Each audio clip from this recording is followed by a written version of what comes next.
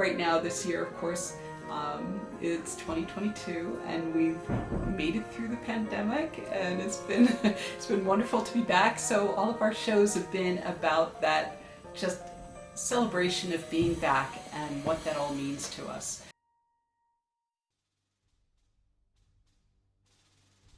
Hi everybody, this is Jack McGee. What a great celebration you're having there in Brookfield, Connecticut.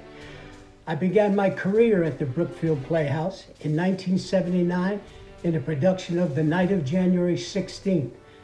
And the names like Tilly Sakala, Larry Stewart, Barbara Locke, Bill Pasadento, and last but not least, especially my brother Bill McGee, that embarked me on this long career, and it all began back at the Brookfield Playhouse. I'm thrilled to be a part of this. I tell everybody that will listen to me, that's where I got my start. So enjoy the celebration, and thank you very much for everything that you did for me back then to get me started. Hi there, my name is Michelle Aravena, and in 1988, I had the great privilege of playing Helen Keller in Brookfield's production of The Miracle Worker. Since then, I continued a full career in the arts. I have worked all over the country. I've toured with 6 different first national tours. I've been on Broadway 5 times, a career I'm super proud of and still doing. I'm here in Chicago right now doing a production of Damn Yankees at the Marriott Lincolnshire Theatre.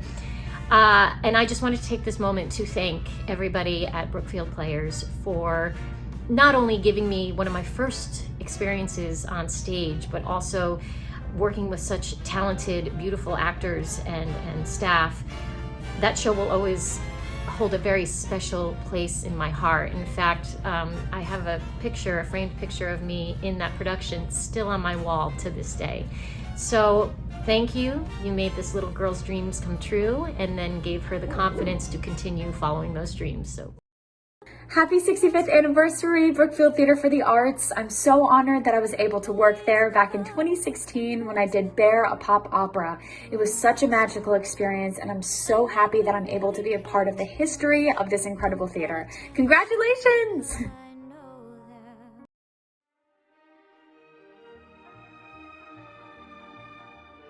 They were doing My Fair Lady, and I had done My Fair Lady in concert in New Canaan. And so I came down and I auditioned for Larry Stewart. So that was the beginning of my stint with the Playhouse, which went on for, I don't know, 20 years, a long time. But if you can work your courage up to come in, we'll welcome you. And we'll find a place for you. I had no interest in theater at all. In my early days, if you will. I wanted to be a baseball pitcher with the New York Yankees. Larry Stewart, the president of the Playhouse at the time, came up to me and said, "Bill, I want you to play Bobby in Company." And I said to him, "Larry, I think that's a musical, isn't it?" And he said, "Yes." I said, "Well," I've only done one play and I've never done a musical. And I really don't consider myself a singer, and I can't read music. And Larry looked at me in the eye and said, "Don't worry about it. It's only Sondheim." At times when we didn't have any, money to keep going, he would always find a way. He was here all the time doing things like, as I told you, we used to close the Playhouse in the winter months. And he'd come in and he'd empty the pipes and make sure that the pipes didn't freeze, and come back in the spring and set things up again. And he just did everything. He directed, he performed. He was a business teacher at Danbury High School. So he had a wonderful background in knowing how to get things done. And he literally saved my life because, and but I don't think he just saved my life. I think he saved other people's lives too.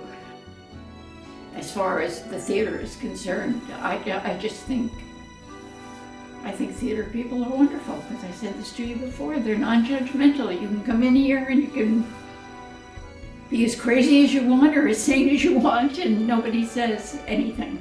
And yeah, it's good.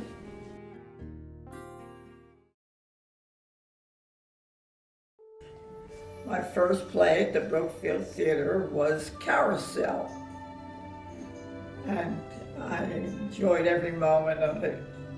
We had a big cast, kids in it. It was just a wonderful experience. And from there I continued. My favorite play at the Brookfield Theatre was The King and I. I saw her many times at the Brookfield Theatre. I believe the first show that I saw you in was Diary of Anne Frank, play that I saw her in. But I was so proud because to see my grandmother up there, she was a phenomenal performer, and I feel she lit up the stage. I feel like she stole the show. Maybe I'm biased because she's my grandmother. Very special for me to, be the granddaughter of a star, She says she was a show-off, but I think her being a show-off was a gift to everybody else in the family, like in her immediate household, and then for me, for my mother as well, and we all enjoy, coming to her shows. So I think that this was not only a gift for her, but for the rest of, the family. So I just thank you for giving us all these years of joy by you acting. I know it was something that you loved, but by you doing something you loved, it was a very generous gift to all of us and to all the thousands of people through the years who saw your show. So a thank you from the bottom of my heart for what you've done. So, I love you, and so do so many others. So thank you.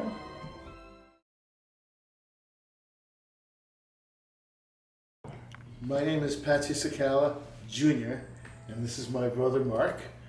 And we have just slipped by the old boys' school, and it's interesting to see what you people have done to the theater and how long it's come along. I was 9 years old when I guess it was my mother and Betsy Evans, and I don't know if Stuart primarily it was those two. Evans, yeah.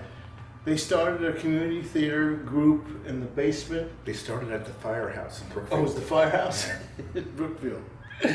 And then moved to the basement of a church, and then eventually this building came up for grabs, and I guess they just rented it for a while. And so it was a community theater, and there were a number of people in the community that were very active in theater. And this just came from what started to be a fun thing to quite an ordeal. I still remember, I think my mother must have directed at least two plays or 3 plays a year. Larry Stewart did some directing.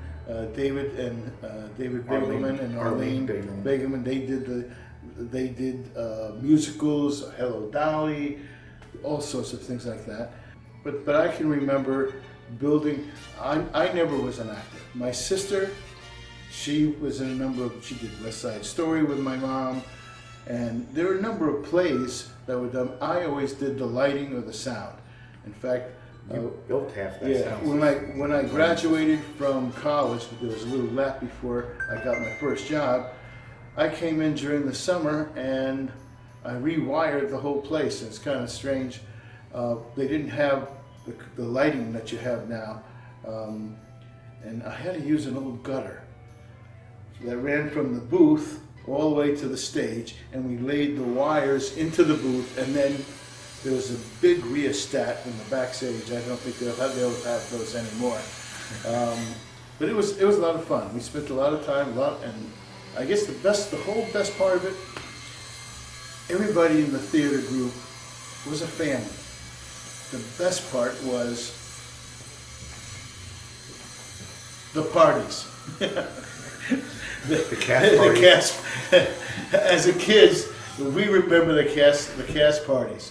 They were hysterical, and everybody helped each other. There's no push and tug and jealousy or whatever. Everybody had a helping hand. Everybody did everything, They built the sets, they painted the sets, they cleaned, they swept, they took the tickets. It was a community group and a community theater.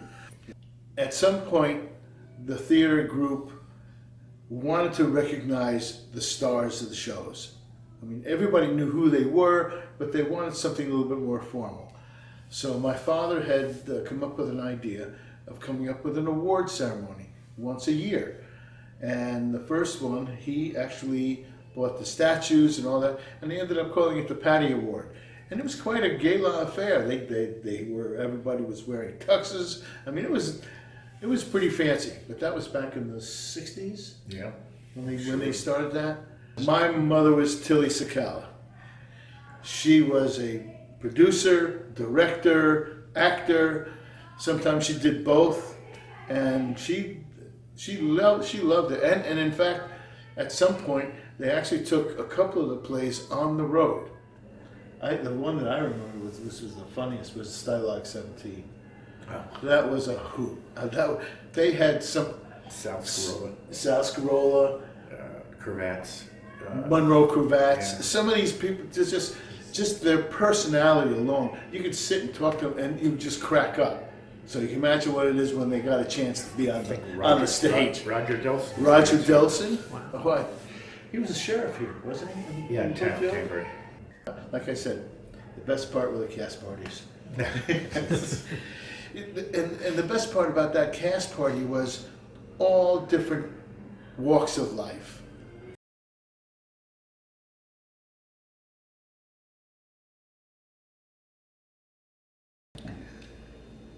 I remember the first time I walked into this theatre was in 1996, maybe 7. I think it was 6. And I came to see something, I can't remember what, and I thought, what a super space. So shortly thereafter, I did Twelfth Night and The Importance of Being Earnest. And then in 2018, I met Lou Okell, president par excellence, and she said, oh, we need a director for The Lion in Winter. So we did that, and then we did the Scottish play, and then we did Moon Over Buffalo. That was 2020. We opened on the 13th of March and we closed on the 15th as everything closed down. But I have a really challenging thing coming up in December, Hamlet. So that's how I got started. There was a gap, but it's the best place in the world. But in the meantime, during the pandemic, we got together a bunch of actors, 29 the last time we went out, of an evening of Shakespearean monologues. The remarkable thing about the Brookfield Theatre for the Arts is the consistency of the quality of the productions, which is what keeps drawing the audience back here. It's quality, whether it's a dark drama like Assassins or the upcoming Disaster, which is a crazy musical. There's quality there. But more than quality is the love that goes into it. And the love is the people. And the performers are always, the talent is unbelievable, you know. And sometimes it's young people, you know, and sometimes it's older people who are playing in the parts. But they're always so talented, and I just admire them, you know. But we're always pleased with what we see here. We're never disappointed. It's a really comfortable, you know, environment here. One of the best shows that we've seen was Bent. It was what, 2 years ago? I think it was about 3 years ago. And it was just scary and well done. And I think it was just, that's probably the one that I remember the most. Yeah. Intense. Powerful. Very, yeah, we have absolutely seen a large range of plays here. We saw a musical with 4 people in it, which is, you know, how 4 people do a musical is amazing. And we've seen very sad and scary plays like Bent. And I brought my daughter, one of the earliest ones we saw was I brought my daughter to see Next to Normal many years ago. And she walked in here and she was so excited because she's like, well, this is like a theater for dolls, you know, because it was so small. And she had never seen Next to Normal, and it's one of those plays that the first time you see it is really obviously the most powerful. And you know, she loved it, and just such a range. And I've seen plays that I saw elsewhere that I didn't like, that I came here and liked. The Green Day one. What's the name of the Green Day play? American Idiot. And you know, we talk about the actors who are excellent, but you know, you also got to give a lot of credit to the people behind the scenes, because it's always so clever how they do the scenery and the props and things of that nature. You feel much more comfortable in going into a big theater or Broadway theater. It just feels nice and comfortable here, you know. So it's a nice atmosphere, and the plays have always been great. They've always been great. Otherwise, we wouldn't be coming anymore. I really enjoyed Sweeney Todd. That was Another all over the theater play. And again, I've seen that in other places, and I really enjoyed it here. Just think, any play that you mention, and you say, well, that might be hard to do. You know what? These people can do it. You know, they figure out a way to make it a great production. Yeah.